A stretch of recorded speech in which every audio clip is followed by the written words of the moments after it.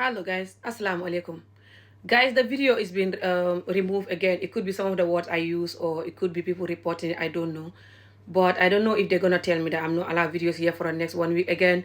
But I'm gonna keep going.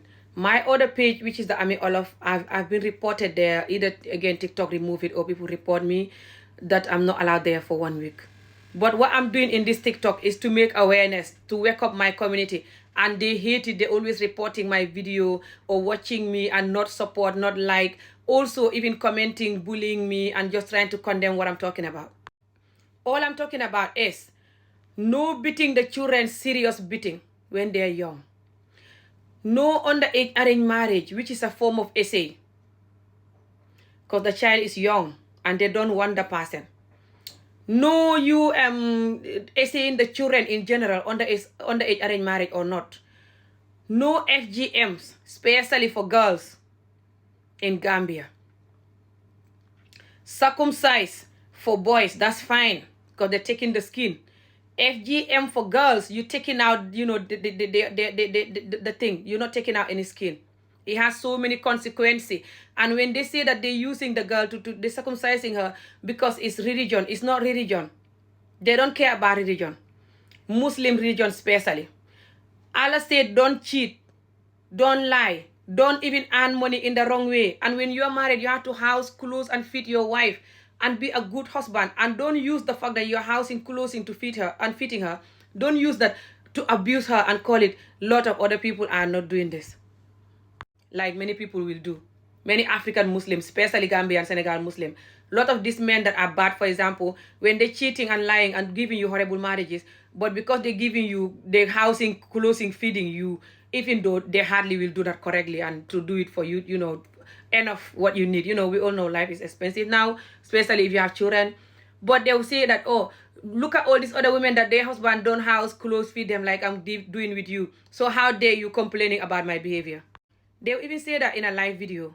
It's so normalized that some women in the live videos, they will be telling you that as long as the man is housing, clothes, and feeding me, providing, I don't care what he does outside. He's a man, yeah. No man is perfect, yeah.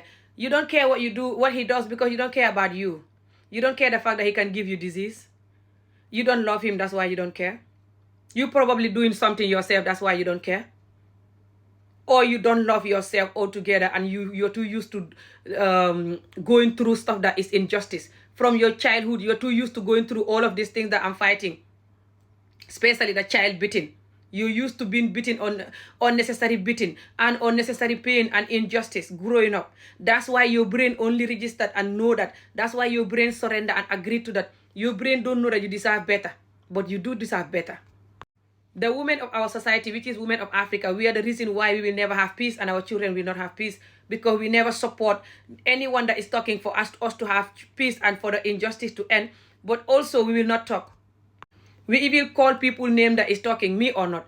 But what they have to know is that the young people, they already started to talk. They're making videos here on TikTok, YouTube, everywhere, and they will talk more.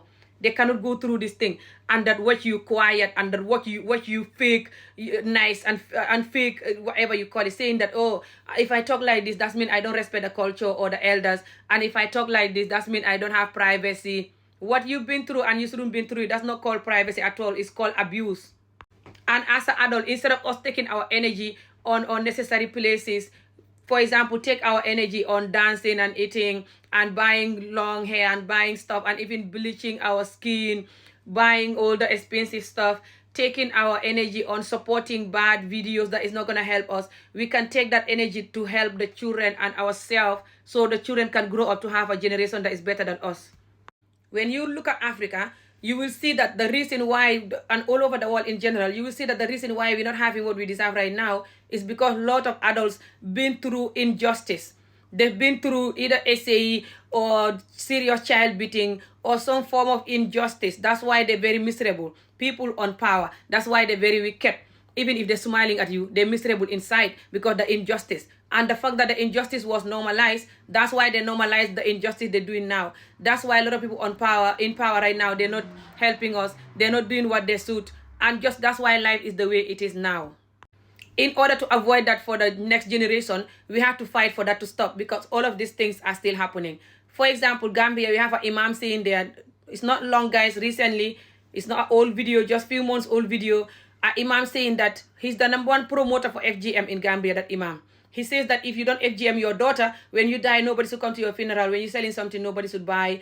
And that when you have a program, like a party, like getting married or whatever, or just have a baby, people should not come because you don't FGM your daughter. He even said that anyone that is campaigning against FGM, he's going to make sure he pray for something bad to happen to them, which means he will do more than praying for that to happen to them. But whatever he tried to do or whatever prayer he do will come back to him and his family only, because this is wrong and he know it. Everyone promoting that know it. But his excuse are that this is Sunnah and that we are Muslim. But the Sunnahs are 5.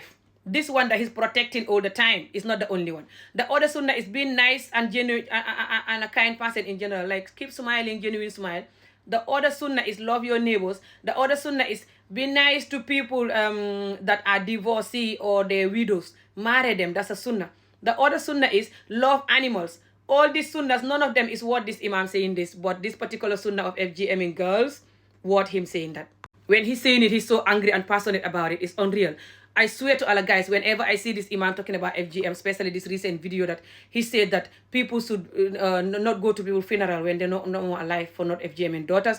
And also, some so-called doctor tell him that women who don't FGM, don't go through FGM, their vagina will smell and lick some bad water. And that when they give him birth, they cry because their vagina never have any pain. Yeah, I know, right?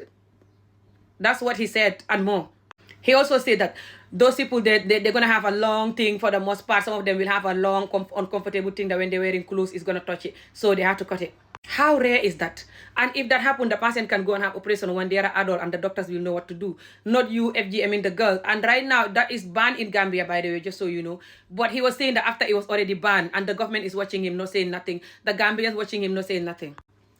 SA is rampant. Child beating is rampant. Just few months ago when I was in Gambia, I came back over 2 months ago now, and one of the guy that is teaching the children Quran punished monkey dance one of the child that is disabled until the child faint, and they took him to hospital, and he was the child was unalive. They every time beating the children until they're unalive is coming out of the news cross Africa that have Muslim countries, especially have places called Dara where people can go and learn Quran. They're beating the children until they're unalive, and that they're essaying the children, and that nobody is talking. A lot of them are doing this thing. A lot of these people that are watching this video right now have been through this thing that I'm talking about, and they're still not going to talk. They're not going to support the video. They don't care. They bully me and call me that I am traumatized. I'm talking because I was married young and what happened to me. I'm talking from trauma, and that's it. And I should shut up and get out, and I should go and get married and move on. This is how wicked our people are. Not just when you're talking, they will not support you, but they will bully you no matter what. They will bully you. The other lady that was fighting for FGM, called Umi, live in America. They didn't know her story, whatever she been through. She never mentioned it. And she's married. She been to school. And she's FGM herself. And she talked very nice and calm and polite in her videos. And they were insulting her parents, insulting her mothers, hanging her pictures everywhere, bullying her just because she's fighting for FGM. So it's nothing to do with me. I was married young, or I am not married now, or whatever. Right now, there's a Gambian guy that is been attacked until he run away from TikTok because he's talking to protect the youth, that one of the ustaz is treating them like he owned his slaves. In Senegal, just a few months ago, cases come out of SA, people learning again in the Dara where you learn Quran again. The ustaz give one of the teenagers some money to go and do some injections so she cannot be pregnant. The nurses and doctors try to find out why this teenager is there. They find out that the ustaz sending her to do that. They went to the ustaz house. They find out that the ustaz gives sexual transmitted disease to other 9 children. Also, about a year ago, a video come out, a current affair come out from Senegal that one man was teaching the children Quran in Tuba and was essaying 36 children. The oldest one was 14. The younger one was 7 for 5 years. Okay, guys, 5 years. And he was essaying them. The news came out. The Senegal and Gambia community, they didn't talk about it much. They didn't bother. I'm the one that is most vocal about it. And I'm the one that is most insulted and report my page and bully for talking about these things. One thing I want us to know as an adult is that us adults now that seeing life, no human right. If we don't speak for the truth, karma will haunt us and we will never have peace. These children, their tears are not a joke. Even your own tear, you yourself, your own cry because of what you've been through in the society and you shouldn't been through will haunt you. Especially us that run away and come abroad here, where there's a land of justice and human right. We sit here quietly and we will not talk for those children under the mango tree to have peace and freedom. Even here, all over the world, children to have justice and human right. We will not do that, and we will not allow somebody else to do it.